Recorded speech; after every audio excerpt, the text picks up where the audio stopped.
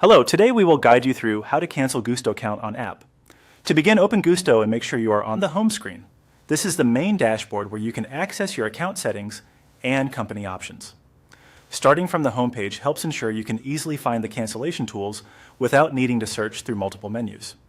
Once you are on the home screen, look toward the lower left area of the screen for your profile account section. This area usually contains account-related settings, so it is the right place to go when you need to manage billing or subscription details.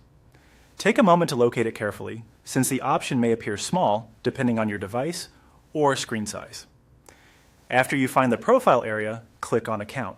This will open the account management section where settings related to your business profile, subscription, and billing are typically organized.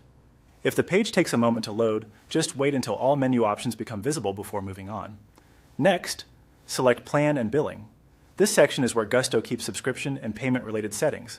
If you are canceling your account, this is the most important area because it usually includes plan details, billing history, and account closure options. Before proceeding, it can be helpful to quickly review any important billing information shown on this page so you understand what may happen after cancellation.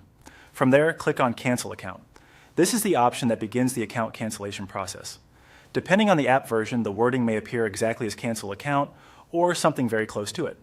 Be sure to select the cancellation option carefully so you do not accidentally open another billing setting. After that, click Continue. This confirms that you want to move forward to the next stage of the cancellation process. At this point, the platform may present some information about what cancellation means, such as possible loss of access, billing changes, or account status updates. It is a good idea to read through that information before continuing. Finally, follow the on-screen procedure to complete the cancellation.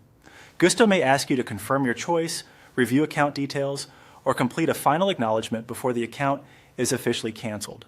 Simply continue through each prompt as it appears until the process is finished. And that's it. Once you complete the on-screen steps, your cancellation request should be submitted. If you want extra peace of mind, look for a confirmation message in the app before closing it.